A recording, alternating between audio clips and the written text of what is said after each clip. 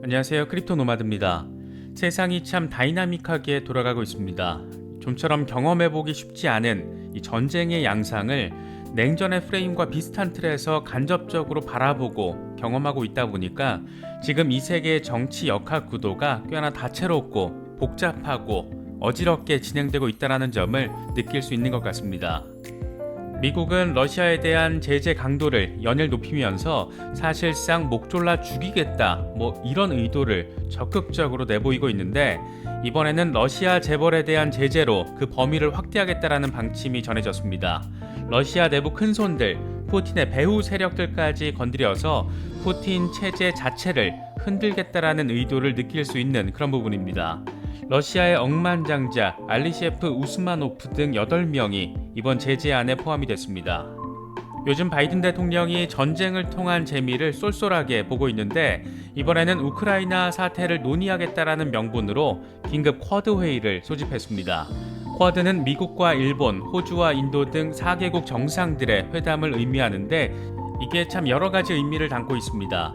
표면적으로는 러시아 제재의 미온적인 인도에 대한 압박 목적을 담고 있다라는 게 대놓고 보여지지만, 사실은 중국 대만 이슈와 연결지어서 바라볼 수도 있습니다. 지금 대만이 원하고 있는 것이 바로 이 쿼드에 가입하는 것이기 때문입니다.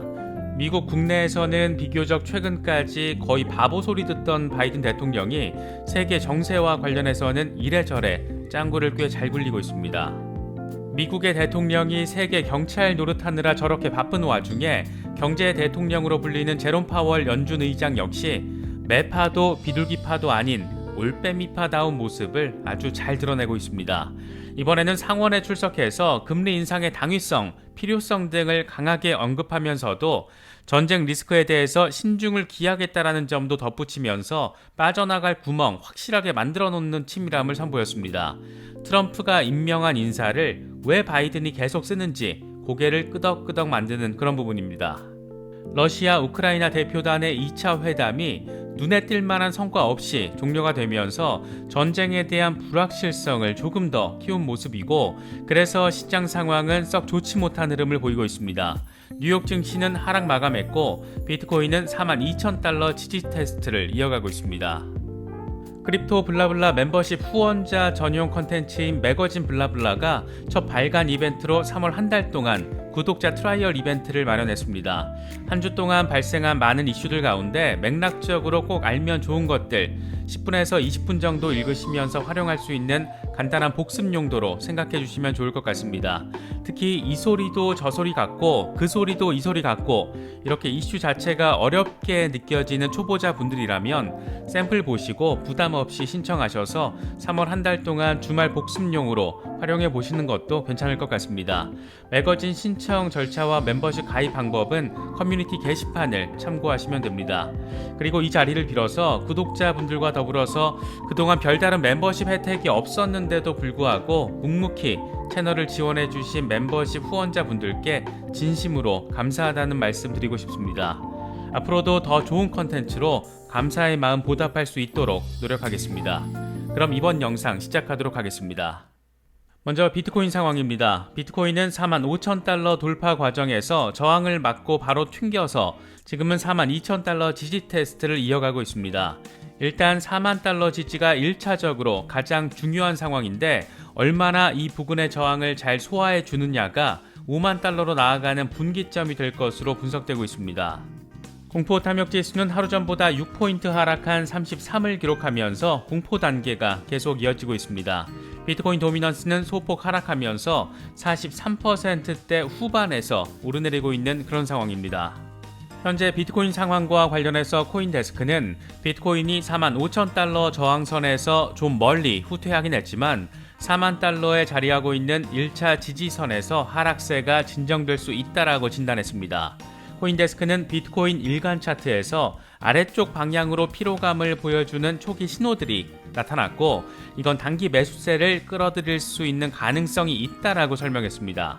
그러면서 비트코인이 회복의 과정을 이어가기 위해서는 37,000달러 위에서 머물러야 하고 46,000달러를 단방에 뚫어낼 경우에 5만 달러를 향한 추가 상승이 가능할 것이라고 전망했습니다.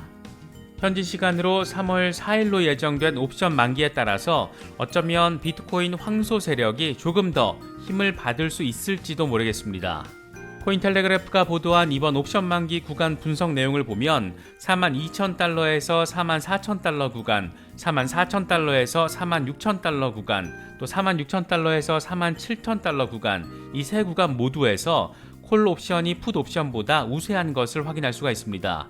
대부분 42,000달러 이상으로 강세 베팅을 예상한 것으로 볼 수 있는데 왜 지금 42,000달러 지지를 놓고 이렇게 난리를 나는 것 같은 분위기가 어렵게 흘러가고 있는지 느낄 수 있는 그런 부분입니다.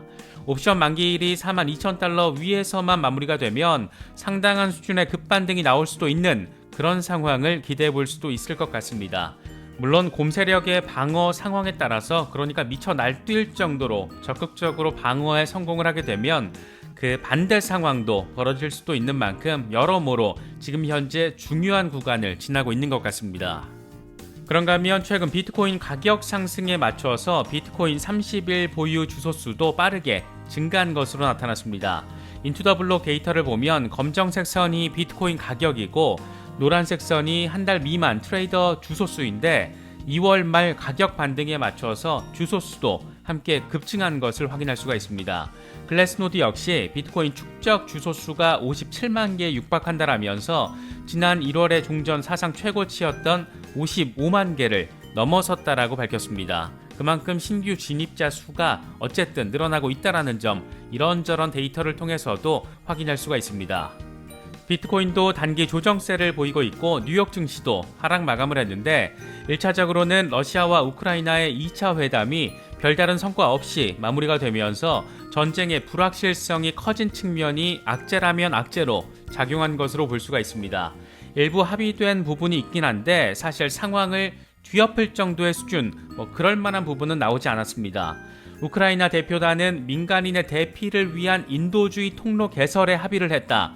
이 합의에는 민간인이 대피할 동안에는 일시 휴전하는 내용도 포함됐다. 기대한 결과는 얻지 못했지만 가능한 빨리 3차 협상을 하기로 합의했다. 이렇게 밝혔습니다. 반면 러시아 측의 경우에는 합의사항은 비준을 거쳐야 한다. 국회 노력이 필요하고 일부는 통합도 돼야 하고 그 뒤에 국가 비준 절차가 진행될 것이다. 이렇게 다소 뉘앙스적인 차이를 내보였습니다. 3차 협상이 곧 이루어진다라고는 하지만 이렇게 다소 의미 있는 진전까지는 보이질 못하면서 이번에는 우크라이나 대통령이 푸틴 대통령에게 직접 만나서 담판을 짓자 이런 제안을 해서 주목받고 있습니다. 젤렌스키 대통령은 협상을 위해서 함께 앉자 다만 30m나 떨어져서 앉지는 말자 이렇게 제안을 했습니다. 지난번 푸틴과 마크롱의 회담에서 긴 탁자 양끝에서 떨어져서 앉아 대화를 나눈 것을 약간은 비꼰 것으로 바라볼 수도 있는 그런 부분입니다. 그러면서 나는 물지 않는다. 당신은 무엇을 무서워하는가? 총탄보다 말이 더 중요하다. 이렇게 단판 회동을 촉구했습니다. 바이든 행정부는 러시아에 대한 제재 강도를 연일 고강도로 높여가고 있습니다. 이번에는 푸틴의 사실상 배후 세력이라고 할 수 있는 돈줄, 이 재벌들까지 제재 대상에 포함시켰습니다. 여기에는 러시아 억만장자이면서 철강업체 멘탈로 인베스트의 소유주 알리셰프 우스마노프가 특히나 눈에 띕니다. 보통 러시아의 철강왕 이렇게 말할 때 이 양반을 의미하는 겁니다. 우스마노프를 포함해서 대통령의 대변인 드미트리 페스코프 등 8명이 이번 제재에 포함이 됐습니다. 본인과 가족은 물론 이들이 소유한 기업, 제트기, 요트 등 모두 제재 대상에 포함이 됩니다. 요즘 전쟁으로 인해서 쏠쏠하게 재미를 보고 있는 바이든 대통령은 이번에는 대중국 견제협의체인 쿼드 정상회의를 소집했습니다. 쿼드는 미국과 일본, 호주, 인도 이 4개국 정상의 안보회의 협의체로 미국이 주도하는 인도-태평양 전략, 말은 그럴싸한데 좀 더 직접적으로 표현을 하면 중국 대응 전략의 일환이라고 할 수 있습니다. 지금 타이밍에서 쿼드 회담을 개최하는 것을 보면 백악관이 참 짱구 잘 굴리는 것 같습니다. 러시아와 친한 인도를 압박하면서 동시에 중국 양회 개최에 맞춰서 아예 대놓고 중국 견제 협의체를 소집한 것이기 때문입니다. 특히 넥스트 우크라이나 사태 가능성이 제기되고 있는 대만 이슈와 관련해서 지금 대만이 가입하고 싶어하는 게 바로 쿼드입니다. 우크라이나가 나토에 가입해서 보호받고 싶어 했던 것처럼 대만은 쿼드 가입을 원하고 있는 그런 상황입니다. 하필 회담 개최 날짜가 중국 최대 정치 행사 양회가 열리는 날입니다. 짱구 참 제대로 굴린 것 같습니다. 바이든 대통령이 이렇게 미국 밖의 일에 주도권을 쥐면서 나름의 실리를 챙기고 있는 가운데 세계 경제 대통령으로 불리기도 하는 제롬 파월 미국 연준 의장은 이번에는 상원에 출석해서 거듭 금리 인상의 필요성을 강조했습니다. 파월 의장은 이번에도 나는 3월 회의에서 0.25%포인트 금리 인상을 권유하고 지지한다. 이것보다 더 크게 금리를 올릴 준비가 돼 있다. 연준은 올해 대차 대조표를 축소하기 시작할 것이다. 이렇게 긴축 정책에 대한 원론적인 입장을 반복해서 말했습니다. 물론 이번에도 역시 파월 이런 생각이 들 정도로 혹시라도 생길 말바꾸기 상황을 대비한 구멍도 잘 만들어놨습니다. 그는 우크라이나 상황이 매우 불확실하며 우리는 그런 불확실성이 더 커지는 것을 원하지 않기 때문에 정책 시행 방식에 신중을 기하는 것이 적절할 것이라고 생각한다. 러시아의 우크라이나 침공은 인플레이션과 성장 모두에 위험을 제기한다. 이렇게 말했습니다. 개인적으로는 이 부분에서 와 진짜 이 양반 미꾸라지 기질은 최고봉이구나 이런 생각도 들었는데 우크라이나 리스크에 잠재적으로는 대만 리스크까지 있고 더욱이 자신을 연임시켜준 바이든의 중간 선거가 기다리고 있다라는 점을 아주 절묘하고 부담스럽지 않게 표현했다라는 점에서 이래서 트럼프가 앉힌 인물인데도 바이든이 쓰는구나 이런 생각이 들기도 합니다. 직장 생활 하시는 분들이라면 파월 의장의 처세술 만땅 언어 습관 참고해 보셔도 괜찮을 것 같습니다. 정리하면 이렇습니다. 성공하려면 파월처럼 말하자. 세계의 정세 자체가 어수선하고 이러다 진짜 푸틴이 좀 더 미쳐서 핵폭탄이라도 쏘면 어쩌나 뭐 그런 생각이 들기도 하고 여러모로 어려운 시기입니다. 그럼에도 불구하고 글로벌 곳곳에서 암호화폐 채택과 관련해서 의미 있는 상황들이 계속해서 포착되고 있다는 점은 우리가 이 시장에 꽤 일찍 잘 들어온 것일 수도 있겠다 이런 생각을 들게 하는 그런 부분 같습니다.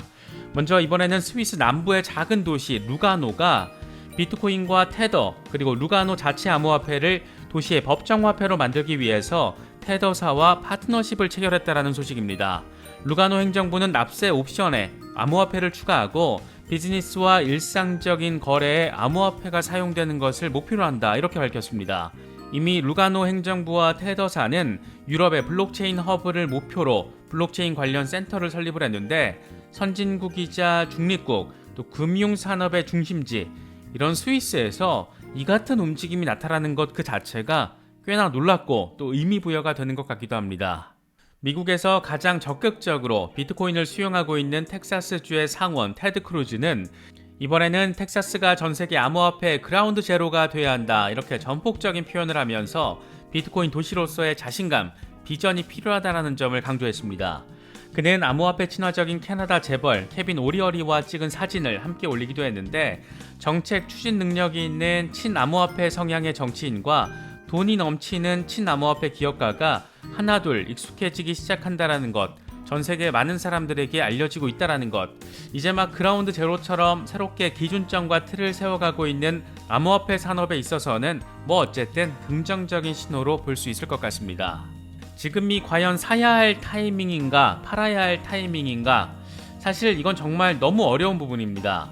비트코인의 경우에는 기술주와 동조화될 때가 적지 않은 만큼 월가에서 바라보는 기술주에 대한 관점이 약간의 힌트 정도는 될 수 있지 않을까 생각되기도 합니다. 시티그룹의 경우에는 최근 보고서를 통해서 우크라이나 사태에도 불구하고 글로벌 증시는 꽤 견고하다. 최근 실질금리 하락은 올해 성장주에 대한 선호도 감소가 멈춰져야 한다는 것을 보여준다. 이렇게 밝히면서 투자 의견을 상향 조정했습니다. 그러면서 우린 여전히 하락세에서 사고 싶다. 과거의 지정학적 위기 이후에 글로벌 주식은 10에서 20% 상승했다는 것을 강조하고 싶다. 이렇게 설명했습니다. JP모건 역시 비슷한 톤으로 설명을 했는데 JP모건의 글로벌 시장 전략가 데이비드 레보비치는 우크라이나 상황이 미국 경제를 약화시키거나 연준이 정책 오리를 범하는 수준까지 긴축을 확대하지 않는 한 이번 하락은 매수 기회다. 주가 회복은 금리 변동성 감소와 동시에 발생할 가능성이 높고 이건 3월 중순 연준의 발표가 있을 때까지 일어나지 않을 것이라고 예상한다. 이렇게 전망했습니다. 연준이 3월에 0.25%포인트를 올리거나 아니면 아예 동결을 할 경우에 주가 상승의 모멘텀이 만들어질 수 있다라는 겁니다.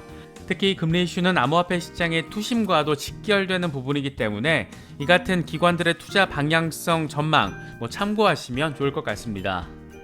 이번에 준비한 영상은 여기까지입니다. 영상이 도움이 되셨다면 좋아요와 구독 또 알림 설정을 꼭 부탁드리겠습니다. 영상 제작에 아주 큰 도움 된다는 말씀 함께 드립니다. 언제나 성토하시기를 기원하겠습니다. 시청해주셔서 감사합니다. 지금까지 크립토 노마드였습니다.